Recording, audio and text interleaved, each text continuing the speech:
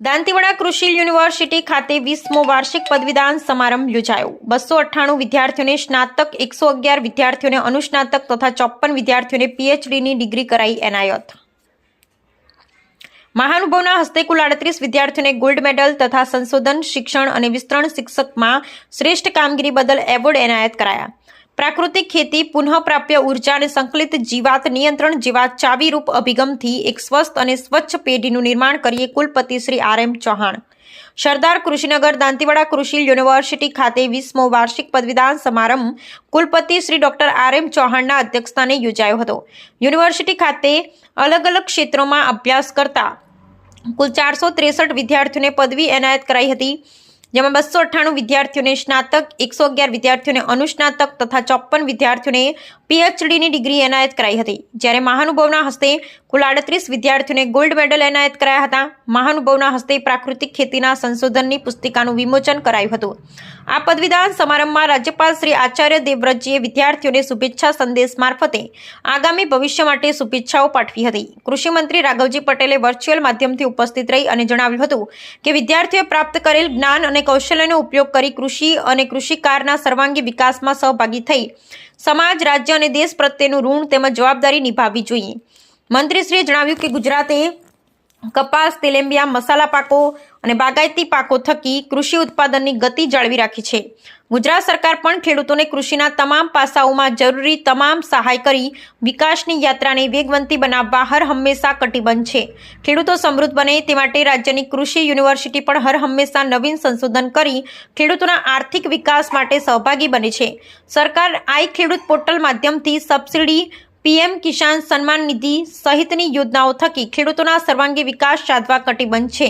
કૃષિ વિજ્ઞાન કેન્દ્ર ડીસા ખાતે natural farming training centre for north Gujarat, Kutch ખાતે કૃષિ કોલેજ ખેડબ્રહ્મા અને થરાદ ખાતે કૃષિ એન્જિનિયરિંગ કોલેજની સ્થાપનાને મંજૂરી આપેલ છે। પદવીદાન સમારંભમાં કૃષિ યુનિવર્સિટીના કુલપતિ શ્રી ડોક્ટર આર.એમ. ચૌહાણે જણાવ્યું કે દેશમાં 70% ગ્રામ્ય વિસ્તારમાં રહેતા લોકો ખેતી સંલગ્ન વ્યવસાય સાથે સંકળાયેલા છે। કૃષિ એ લાખો લોકોના જીવનનો આધાર સ્તંભ છે, જ્યાં ટેકનોલોજી, સંશોધન અને ખેત પેદાશોના મૂલ્યવર્ધન થકી ખેડૂતોની આવક બમણી કરવા માટે ડિગ્રી લેતા વિદ્યાર્થીઓને કામ કરવા તેમણે આહવાન કર્યું હતું।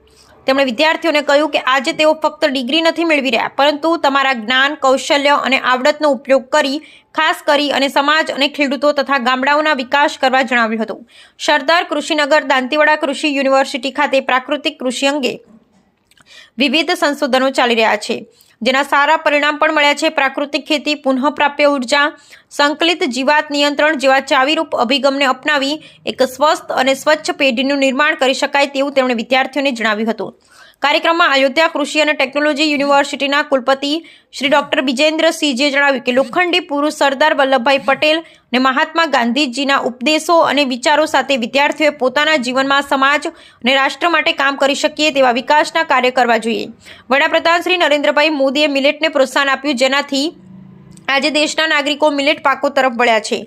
તેમણે કહ્યું કે વિદ્યાર્થીઓ માટે હવે કારકિર્દી રૂપી અસલી પરીક્ષા શરૂ થવાની છે, ત્યારે તેમણે વિદ્યાર્થીઓને પોતાના માતા, પિતા અને ગુરુજનોને આપેલા સંસ્કાર અને ગુણ સાથે આગળ વધવા જણાવ્યું હતું।